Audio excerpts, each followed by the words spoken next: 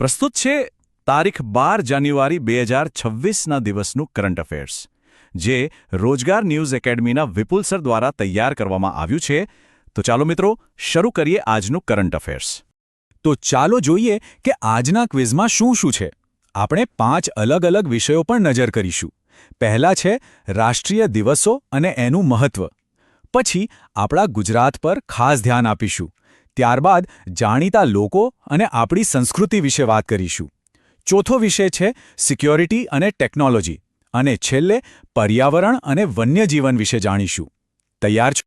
તો ચાલો શરૂ કરીએ આપણા પહેલા સેક્શનથી, રાષ્ટ્રીય દિવસો અને એનું મહત્વ. જોઈએ કે દેશની આ અગત્યની તારીખો વિશે આપણે કેટલું જાણીએ છીએ. ચાલો, આ રહ્યો પહેલો સવાલ. દર વર્ષે રાષ્ટ્રીય યુવા દિવસ એટલે કે નેશનલ યુથ ડે ક્યારે ઉજવાય છે?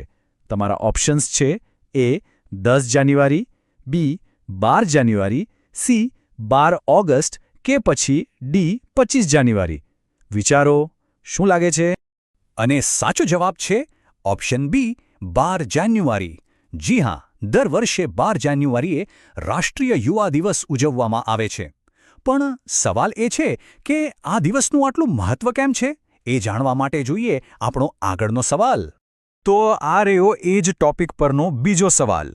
રાષ્ટ્રીય યુવા દિવસ કોની જન્મજયંતિના સન્માનમાં ઉજવવામાં આવે છે? ઓપ્શન્સ છે: એ મહાત્મા ગાંધી, બી સુભાષચંદ્ર બોઝ, સી સ્વામી વિવેકાનંદ કે ડી સરદાર વલ્લભભાઈ પટેલ. આ તો આવડવું જ જોઈએ. બિલકુલ સાચું જવાબ છે સી, સ્વામી વિવેકાનંદ. આ દિવસ સ્વામી વિવેકાનંદજીની જન્મજયંતિને સમર્પિત છે. એમના જે વિચારો હતા, જે આદર્શો હતા, એ આજે પણ આપણા દેશના યુવાનો માટે એક બહુ મોટી પ્રેરણા છે. સારું, તો પહેલા સેક્શન પછી હવે આગળ વધીએ. હવે આપણે દેશની વાત પરથી આપણા પોતાના રાજ્ય એટલે કે ગુજરાત પર ફોકસ કરીશું. ચાલો જોઈએ ગુજરાતમાં શું નવું છે. ઓકે, તો હવે ગુજરાત વિશેનો સવાલ. રાજ્યમાં ટુરિઝમને પ્રોત્સાહન આપવા માટે એક નવી પહેલ શરૂ કરવામાં આવી છે. તો સવાલ એ છે કે આ જે નવું આકર્ષણ છે, સમુદ્રી સીમા દર્શન, એ કઈ જગ્યાએ શરૂ થયું છે? ઓપ્શન્સ છે: એ માંડવી, બી લક્કીનાળા, સી જખાઉ કે પછી ડી કંડલા. અને સાચો જવાબ છે ઓપ્શન બી, લક્કીનાળા. આ જગ્યા લખપત તાલુકામાં નારાયણ સરોવર પાસે આવેલી છે. અને ખબર છે, આ પહેલ બહુ જ ખાસ છે, કારણ કે આ એવો વિસ્તાર છે જે અત્યાર સુધી સામાન્ય લોકો માટે ખુલ્લો નહોતો. પણ હવે ટુરિસ્ટ્સ બોટ રાઇડ કરીને છેક ભારત-પાકિસ્તાનની દરિયાઈ સરહદનો એકદમ રોમાંચક અનુભવ લઈ શકશે. છે ને મજાની વાત? ચાલો, હવે આપણે વાત કરીશું કેટલાક જાણીતા લોકો અને આપણી અદ્ભુત સંસ્કૃતિ વિશે. આ રહ્યો આપણો ત્રીજો સેક્શન. આ સવાલ ખાસ ક્રિકેટ ફેન્સ માટે છે. તૈયાર થઈ જાઓ. સવાલ છે: ઇન્ટરનેશનલ ક્રિકેટમાં સૌથી ઝડપથી 28,000 રન પૂરા કરવાનો રેકોર્ડ કોના નામે છે? ઓપ્શન્સ છે: એ સચિન તેંડુલકર, બી કુમાર સંગાકારા, સી વિરાટ કોહલી કે ડી રોહિત શર્મા. શું લાગે છે? અને સાચો જવાબ છે સી, વિરાટ કોહલી. જી હા, એમણે ન્યૂઝીલેન્ડ સામેની મેચમાં આ કમાલ કરી બતાવ્યો. અને સૌથી રસપ્રદ વાત તો એ છે કે સચિન તેંડુલકર અને કુમાર સંગાકારા પછી 28,000 રન બનાવનારા એ ત્રીજા ખેલાડી તો છે જ, પણ એમણે આ સિદ્ધિ માત્ર 624 ઇનિંગ્સમાં મેળવી છે. એટલે કે એ દુનિયાના સૌથી ફાસ્ટેસ્ટ પ્લેયર બની ગયા છે. શું વાત છે! ચાલો, હવે ક્રિકેટના ગ્રાઉન્ડ પરથી સીધા જઈએ કલાના મંચ પર. રાજસ્થાનની ફેમસ લોકકલા કઠપૂતળી વિશે તો સાંભળ્યું જ હશે, બરાબર? તો એના વિશે અહીં 4 વાક્યો આપ્યા છે. તમારે એ શોધવાનું છે કે આમાંથી ખોટું કયું છે. ધ્યાનથી વાંચજો. એ આ નામ કાઠ અને પૂતળી પરથી આવ્યું છે.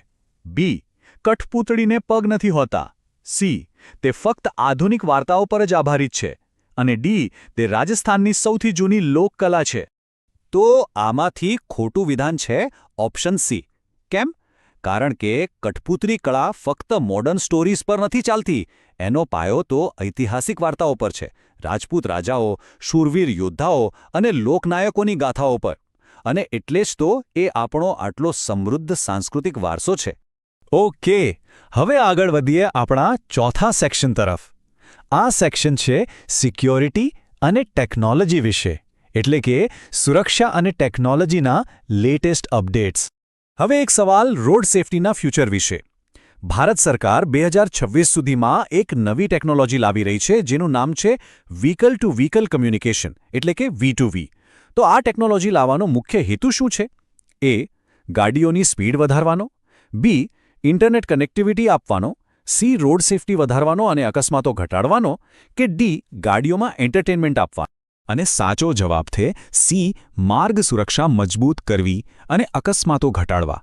વિચારો, V2V ટેકનોલોજીથી ગાડીઓ એકબીજા સાથે સીધી વાત કરી શકશે.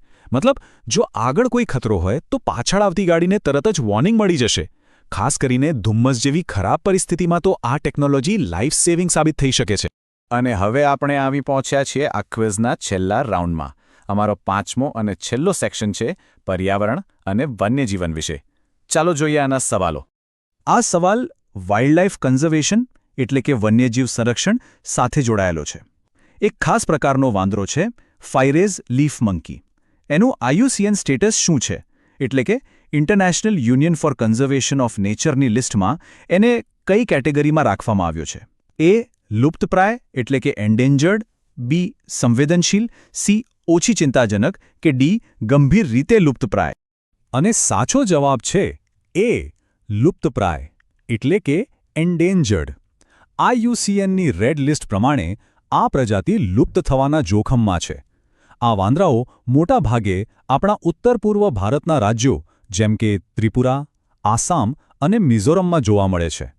અને એની એક ખાસ ઓળખ છે. એની આંખોની આસપાસ સફેદ કલરના નિશાન હોય છે, એટલે એને ચશ્મા વાંદરા તરીકે પણ ઓળખવામાં આવે છે. સારું, તો આ રહ્યો આપણી આજની ક્વિઝનો છેલ્લો સવાલ. ધ્યાનથી સાંભળજો. ઇન્ડિયન જાયન્ટ સ્ક્વિરલ કયા રાજ્યનું સ્ટેટ એનિમલ છે અને ત્યાં એને લોકલ ભાષામાં શું કહેવાય છે? તમારા ઓપ્શન્સ છે એ. કેરલા મલબાર ખિસકોલી, બી. ગુજરાત ઉડતી ખિસકોલી, સી. મહારાષ્ટ્ર શેકરૂ, કે ડી. Karnataka giant squirrel. અને આ સવાલનો સાચો જવાબ છે ઓપ્શન સી. મહારાષ્ટ્ર શેકરૂ. જી હા, ઇન્ડિયન જાયન્ટ સ્ક્વિરલ મહારાષ્ટ્રનું રાજ્ય પ્રાણી છે અને ત્યાં એ શેકરૂ તરીકે ઓળખાય છે. અને એક રસપ્રદ વાત, આપણે હમણાં જે વાંદરાની વાત કરી એ તો લુપ્તપ્રાય હતો, પણ આ ખિસકોલીનું IUCN સ્ટેટસ લીસ્ટ કન્સર્ન છે. મતલબ કે એની વસ્તીને હાલ કોઈ મોટો ખતરો નથી. તો બસ આ સાથે આપણી આજની ક્વિઝ અહીં પૂરી થાય છે. કેવો રહ્યો તમારો સ્કોર? આશા છે કે તમને બધાને મજા આવી હશે અને કંઈક નવું જાણવા મળ્યું હશે. કરંટ અફેર્સ સાથે અપડેટ રહેવાનો આ એક સારો રસ્તો છે. તો બસ આમ જ શીખતા રહો અને જોડાતા રહો. ફરી મળીશું